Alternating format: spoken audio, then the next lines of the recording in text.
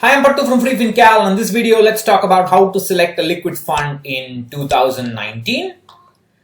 So, what is a liquid fund? Liquid fund is a debt mutual fund that invests in bonds that mature on or before 91 days. There are a variety of short-term bonds that invest on or before 91 days. Let's not get into the details of what they are in this video. A debt mutual fund also has a special NAV applicability. While all other mutual funds have a 3 p.m. cutoff time, this has got a 2 p.m. cutoff time, and sometimes you will get the previous day's NAV if you invest before the 2 p.m. cutoff time. Sometimes you will get the next day's NAV or the same day's NAV. So that depends on whether the next day is a business day or a non-business day and so on. So I will make a special video on the NAV applicability of the liquid fund. So let's not again confuse this video with that. That's not so important, but investors make such a big deal about what NAV will I get, what NAV. So what are you going to make lakhs in a, if you do or lose lakhs if you get the next day's NAV? Don't make a big deal about small things. So so let's not get into that. Again, some of these funds or maybe all of them have instant redemption within limits. I think 50,000. I think, if I'm not wrong, I don't know, but younger investors tend to make a big deal about it. Again, it's not important, so let's not get into that. So the essential idea of a liquid fund is that it invests. It has a very specific mandate to invest in short-term bonds that expire on or before 3 months. So it can be it can be cash which expires in a day, a bond which expires in a day, or it can be a short-term bond, 1 month bond, 2 month bond, 3 month bond issued by public sector companies, banks, or even corporate corporate deposits or corporate bonds. So what is more important is when to choose a liquid fund. That's more important. What it is and how people immediately ask how much return will I get and so on. That's not so important. When should you choose a liquid fund? If you have some money and you do not know when you will need it, you will need it quickly, but I don't know, I may need it in 6 months, I may need it in 1 year, 1.5 years, that kind of a situation. Or you can put part of your emergency fund. Everybody needs an emergency fund. Part of your emergency fund can be put in there. Please recognize that a liquid fund is a market-linked substitute for a savings bank account, and it is not a substitute for a fixed deposit. Market-linked means it is a risky substitute, which means that if you want to try to get returns higher than a savings bank, you have to put your money, expose your money to risk, and that means you can lose money. How can you lose money? There are two ways you can lose money. One is something known as interest rate risk. In 2013, July 2013, the RBI increased the short-term rate by almost 2% in a day to stop the rupee going more and more weaker against the dollar, and practically all the liquid funds crashed. The NAV fell down sharply. Of course, it will recover in a few days, but that kind of an interest rate risk is present in all liquid funds. Of course, in normal circumstances, because the bonds are short-term in nature, the usual interest rate sensitivity that is applicable to long-term bonds is very low in a liquid fund. I have I have made this one, not special. I have made 2 or 3 videos on this. I also have an ebook on how to choose debt funds and what are the risks associated in debt funds. I'll link the ebook in the description, so you can look at that. So the risk associated with interest rates movements is there, but small compared to other debt mutual funds. The other big risk and something that we do not know because until it hits us is the credit rate risk, credit rating risk, or the credit default risk. That is suppose I hold a AAA rated bond and tomorrow somebody says it is now a AA rated, then the bond will lose value. And when the bond loses value in the market, if a liquid fund invests in such a bond, the NAV will fall down. It will fall sharply. Not even an equity market crash will fall so vertically. It will fall vertically down by 5%, 10%, how much ever, depending on the exposure. or how much they. So once the credit rating changes it and the bond loses value, the mutual fund will be forced to treat the entire holding as essentially a loss. The gain from it, all the interest will be wiped out completely. It has to treat it as a loss. So the NAV will fall down. If the money is not returned back, forget the principal, forget the interest. If the principal is not returned back, the NAV will stay low. And so I will show you examples of this. So the credit rating risk is a big problem. All mutual funds are subject to credit risk. Whether it invests only in PSUs or only in banks or all including cash, anything private, if it is a private entity issuing the bond, all mutual funds that hold such bonds are subject to credit risk. It is unfortunate that we do not have a liquid fund that has a clear mandate that says I will buy only sovereign bonds, only bonds that the government issues. If there is such a mutual fund, nobody will buy it because the returns will be low. This is the big problem. So what are the thumb rules for selection? We have seen when to choose a liquid fund. First of all, it is stupid to use star ratings, especially for debt mutual funds. It's stupid to use star ratings. The people who do the star ratings are stupid, but at least they're gaining money from all this because of advertisements and whatever. But at least the people who use them to select mutual funds clearly get nothing. And if you chase after returns, you will end up in a situation like Taurus Liquid Fund, which held Ballarpur bonds and fell down sharply. Then we had the IL&FS situation last year. Many debt funds fell. Some of them liquid funds like Principal Cash Management, Union Fund, Union Liquid, if I'm not wrong, and so on. So it will be steep fall, and you will. And the problem is the mutual fund will, if some things happen, then that fund is closed. The reputation of the fund is closed forever. They will turn out further investments, and it will take you. There will be no problem about getting your money back, but you will lose. You can get that money, but you will lose. You will lose how much ever it fell. And if they decide to sell that bond, like Franklin did, then in the case of Jindal, if I'm not then you will that loss will be there will be a lesser loss, but it will still be there. So please recognize that liquid funds are risky. So let's now give you examples of this. So what shall we do first? Let's do how much can I expect from a liquid fund. So let us assume that this fund is there is some imaginary fund which does not have any credit rating risk and so on. So I am going to give you an example of HDFC liquid fund. I am not suggesting that you invest in it, but it's not a bad fund. So what we are going to do is to look at the rolling returns of HDFC liquid fund, and I'm going to first use 30-day returns. Can I use a liquid fund for investing for 30 days? You can, but how much return will I get? This is the past data. Anywhere between 3.5% to 12% or 10%. Anywhere between that. It can be anything. It's extremely volatile. I don't know how much return you will get. The point is you should not be asking how much return I will get, because it is not liquid funds are not meant for investing money. Liquid funds are meant for parking money. When you are parking money, why do you want an interest? You are just putting it there until you have your need, right? So we have to, unless we display some maturity, we're going to end up in trouble. So instead of 3 months, instead of 1 month, let's put 3 months. It will take some time, I'm sorry. Although this is a Mac, the Excel seems to take its time.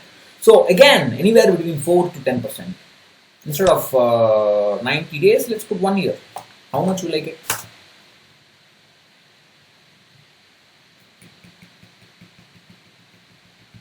Again, anywhere between 4 to 8%. But the volatility is coming down. 1 year. So let's put it as 2 years. How much is 2 years? 720? Whatever.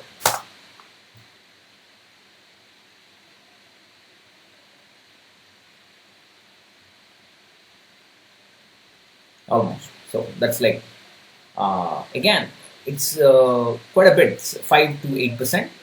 So now let's put 3 years. 365 into 3, 1095. Yes.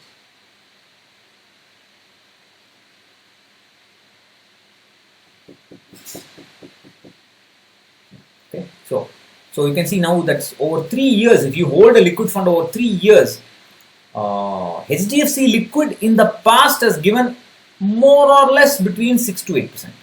Now you can see that it's more becoming flatter and flatter. So if you increase the duration, it will become flatter and flatter and flatter. But let's say the past is 7%. I would expect 6% just to be on the safer side. Safer side meaning what? Meaning if I expect less, I will be disappointed less. That's the safer side. So don't expect too much returns by if you park for 30 days and I will expect 6%, 7% for 30 days, 1 year. No, it's market linked. Returns can be anywhere. You must don't expect when you cannot expect. And even when the returns are reasonably stable over 3 years, please recognize this is past performance. The future could be anything. So we have to be very careful in our expectations. That's the reason why I said we have to be mature. Well, okay, now I'll show you how stupid star ratings are. So this is a debt liquid. For now I have allowed regular funds because according to star ratings, according to value research, Reliance, all ETFs are regular funds. It's not, there's no regular plan or direct plan in ETFs. But if you exclude regular plans, you will also exclude ETFs in value research. So take a look at this Reliance ETF. There's nothing wrong with it. It's a fantastic ETF. It basically holds cash. It will give you daily dividends. It will hold cash. But according to value research, this is 1-star rated. See, how can you compare a liquid fund that holds bonds that mature in 2 months, 3 months with a fund that holds only cash? There's no difference. There's no similarity between these two funds. Don't put apple and oranges in the same basket and rate which is the better fruit. Reliance ETF should be termed as an overnight liquid fund, and it should be put there first of all. Value research is still doing this nonsense. There's no reason why Reliance ETF should be a 1-star rated fund. There's nothing wrong with it. It gives you because it is holding cash, it gives you low returns. I mean, you should not penalize a fund for what it is. That's stupid. Now, take a look at this Taurus Liquid. This is a 4-star rated fund. As of January 2019, Taurus Liquid is a 4-star rated fund. Let's go to this fund page. So look at the last 1 year growth. Nice and smooth. Nice fund, no? 4-star rated fund, Taurus Liquid. Wow, 1 year, nice and smooth. Look what happens if I change this.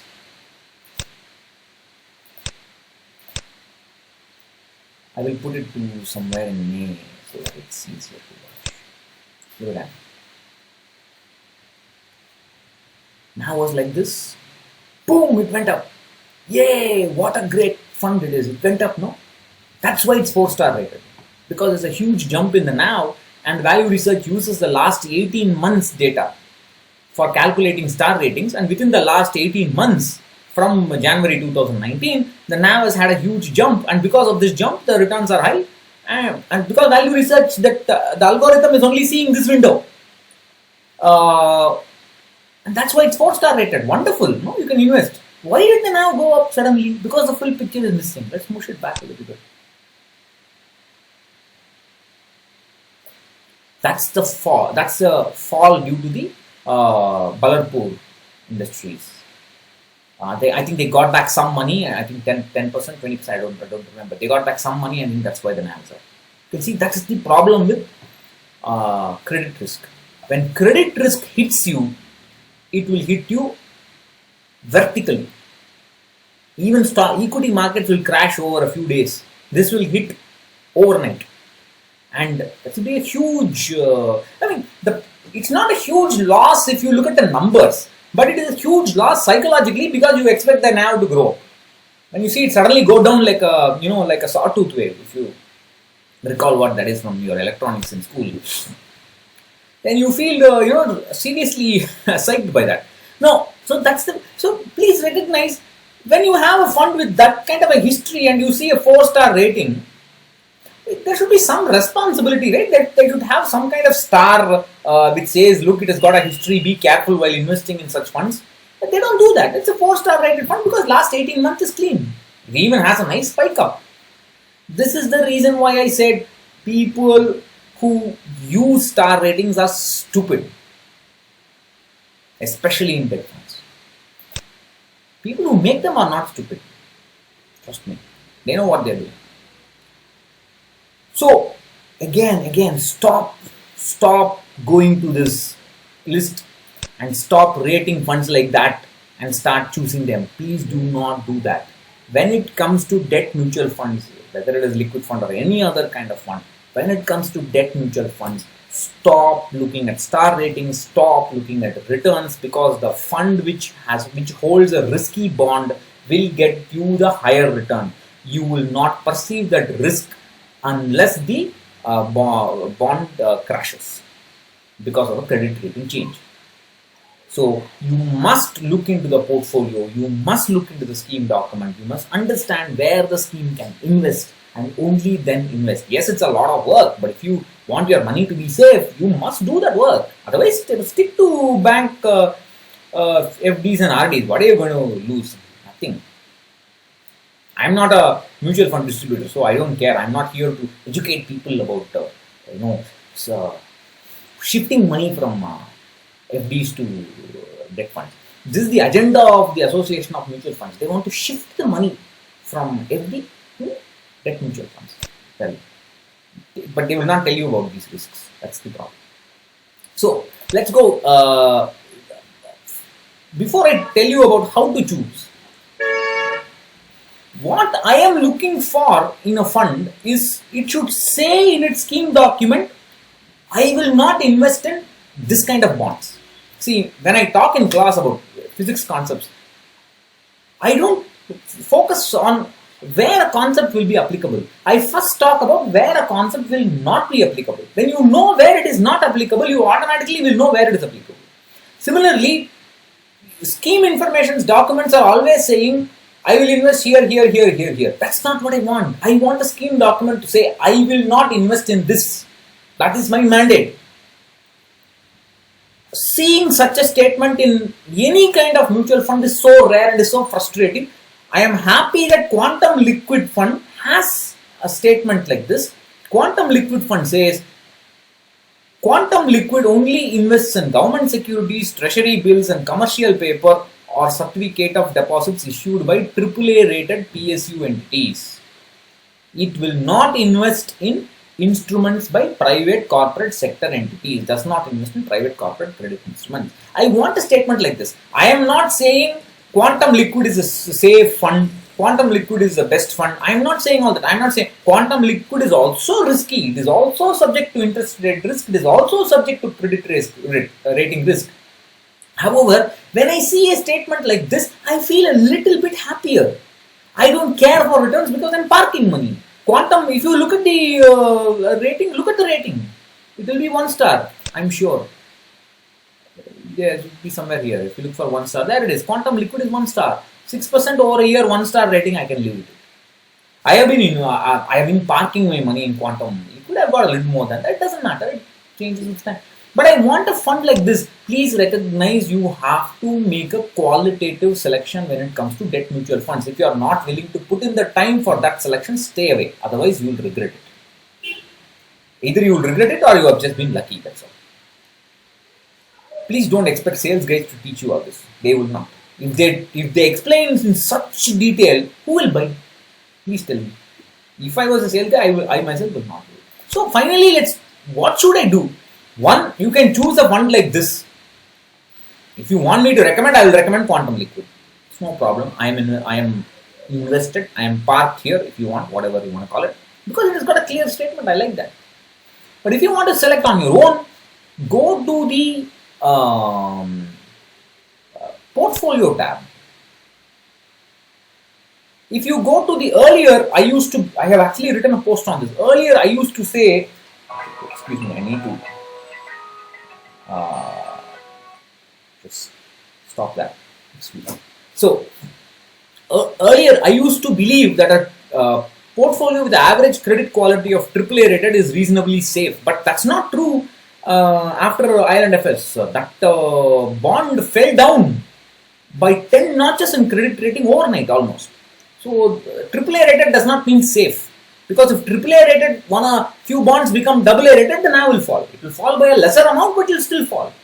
So the AAA rating is not much use when you look at the average credit quality. Of course, again, the credit quality will range from cash. Some of it will have cash. Yeah, some of it hold cash.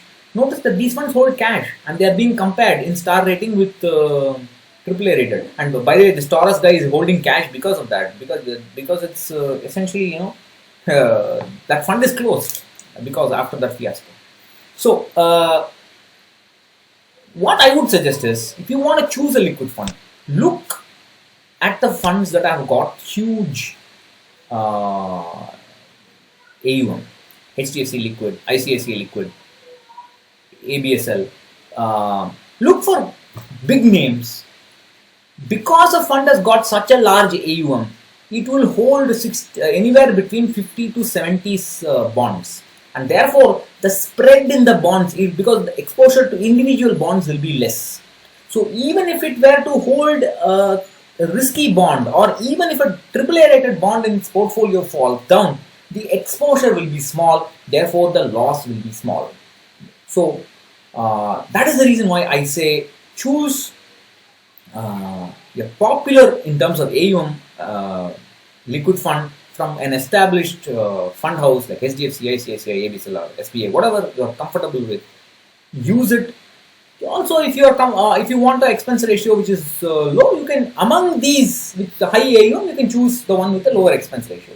The only problem with Quantum Liquid it has got higher expense ratio compared to many of the other larger AUM funds. That's the only problem. But some people say Quantum Liquid has got too low an AUM that may be risky and so on. That's fine. That argument is also fair. So therefore, don't use Quantum Liquids. Choose one of these big guys and with a low expense ratio. Therefore, the individual exposure to bonds is small. So this is one way to quickly select a mutual fund. If you don't want to do qualitatively, select all, look at everything and every scheme document and so on. That's not practical also. You can't keep doing that for just parking money. I mean, the effort that you put in should give you the kind of reward. You're not looking for too much reward. You're looking for safety. So if you want, still go ahead, have the short list like that.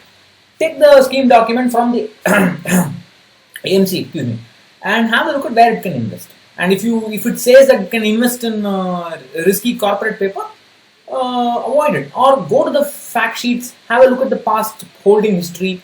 If it has been holding risky paper, don't choose it. That's the only way to select liquid funds. There's no magic to quickly do it. This is one way to quickly shortlist. I can only tell you how to shortlist, but within the shortlist, you must do a little bit more research. Instead of 60 funds to qualitatively analyze, you have about 3-4 funds to qualitatively analyze, and that's still better, I think. So please do that. I will make another video on the NAV applicability of liquid funds and other special features of liquid funds. I do not want to talk about that here. So if you have any questions on these, please let me know. I'll catch you in another video.